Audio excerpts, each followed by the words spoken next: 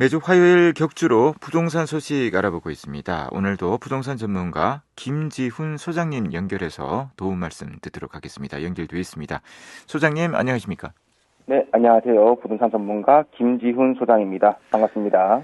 전세 대출의 문턱이 높아질 것으로 보이는데요. 지난 9일 정부에서는 금융당국이 가계대출의 안정적인 관리를 위해 주택도시보증공사와 또 서울보증보험의 전세 대출 보증 비율을 100%에서 90%로 낮추기로 했습니다.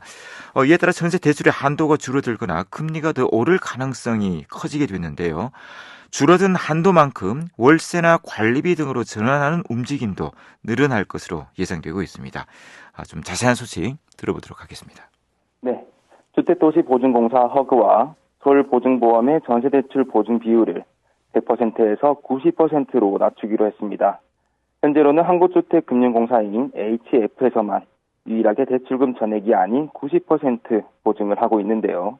11금융위원회의 2025년 업무계획에서는 금융당국은 올해 가계부채의 안정적인 관리를 위해서 전세대출 보증 비율을 90%로 통일하는 방안을 내놓았으며 수도권은 더 낮은 80%까지 조정할 계획도 검토 중입니다. 전세대출 보증은 보증기관이 금융기관의 상환을 보증해주는 제도이며 임차인이 전세대출을 받으면 허그나 SGI, HF 중 한 곳의 보증을 받게 됩니다.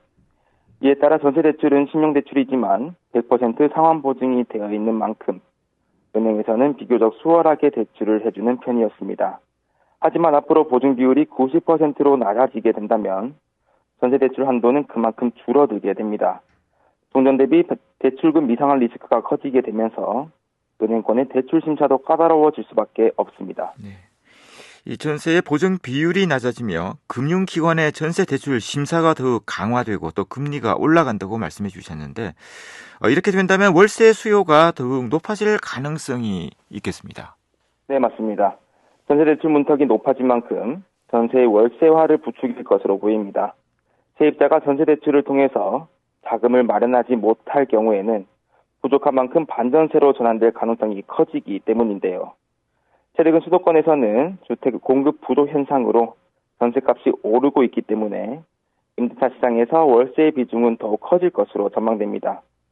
하지만 비아파트의 전세 사기와 같은 여파로 이미 월세 비중은 빠르게 늘고 있었기 때문에 이런 현상이 더욱 짙게 나타날 수도 있습니다.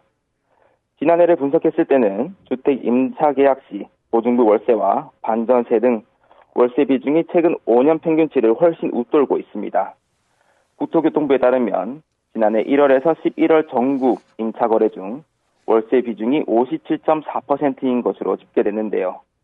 이는 최근 5년 평균치보다 10%나 높은 수준입니다. 또한 이런 현상은 B아파트에서 더욱 뚜렷하게 나타났습니다. B아파트의 경우에서는 월세 비중이 69.5%로 최근 5년 평균 52.5%보다 17% 늘어난 수치입니다. 이처럼 월세의 선호가 높아지면서 월세 가격도 계속해서 상승하고 있습니다. 6일 한국부동산원에 따르면 서울의 빌라 월세 가격 지수는 지난해 11월 104.87로 2023년 2월부터 22개월 연속 상승한 것으로 나타났습니다. 특히나 빌라 월세 가격 지수는 지난해 11월 기준으로 1년간 2.3% 오르는 동안 전세 가격 지수는 0.6% 상승해 전세보다 월세 상승폭이 훨씬 컸습니다. 오피스텔 월세도 오름세입니다. 오피스텔 월세 가격 지수는 지난해 11월 101.58로 1월부터 11월 연속 상승했습니다. 오피스텔 월세는 작년 1월부터 11월까지 1.58% 상승한 반면 전세값은 오히려 0.2% 떨어졌습니다. 그렇다면 전세 대출의 보증 비율 축소의 시행 시기와 또 이에 따른 변화는 어떤 것들이 있겠습니까? 네, 금융위에서는 이르면 1분기부터 시행하겠다고 밝혔습니다. 아직 정확한 시점은 나오지 않았는데요. 보증 비율이 축소된다면 대출 총량이 줄어들 것이라는 것이 금융당국의 구상입니다. 또한 전세값 급등을 막고 갭투자도 막을 수 있을 것이라 기대하고 있습니다. 하지만 시장에서는 주거비 부담이 늘어날 것을 우려하고 있습니다. 무주택 서민의 경우 전셋집을 마련하기 어려워지고 임차인을 구하지 못하는 집주인들은 반전세나 보증부 월세 형태로 임대차 방식을 전환하는 사례가 늘어날 것으로 보이는데요. 전문가들은 부동산 경기 침체 장기화와 시장 불확실성이 가중된 지금 급작스러운 제도의 변화는 서민의 주거 안정을 위협할 수도 있다고 우려를 표했습니다. 특히나 아파트의 경우에서는 전세가율이 50% 정도이기 때문에 문제가 되지 않겠지만 빌라나 오피스텔의 경우에는 전세가율이 80에서 90% 정도이기 때문에 직격탄을 맞을 것이라는 의견도 덧붙였습니다. 전세 사기의 여파로 현재에도 많은 다가구 주택이나 빌라, 오피스텔에서 전세 세입자를 구하며 어려움을 겪고 있습니다. 이러한 상황에서 대출의 문턱은 더욱 높아지고 전세값이 떨어지게 된다면 많은 부작용이 일어날 것으로 예상됩니다. 어쩌면 서민의 주거 사다리를 무너뜨리는 현상은 아닐지 두고 봐야 할 것 같습니다. 네. 전세 대출의 보증 비율 축소에 대한 소식 잘 들었습니다. 이어서 대구와 경북 부동산 소식도 전해 듣겠습니다. 자, 올해는 이 전국에서 입주 물량이 크게 감소할 예정이라고 하는데요. 대구와 경북에서도 많이 감소하게 될 예정인데 올해와 내년까지의 입주 물량 변화 어떨지 좀 자세하게 살펴보겠습니다. 네, 올해 전국에서 아파트 입주 물량이 10만 가구 이상 감소할 예정입니다. 대구와 경북에서도 각 1만 가구 이상 감소할 예정인데요. 특히나 하반기로 갈수록 물량이 줄어들 전망으로 가을과 이사철 임대차 가격 변동이 예상됩니다.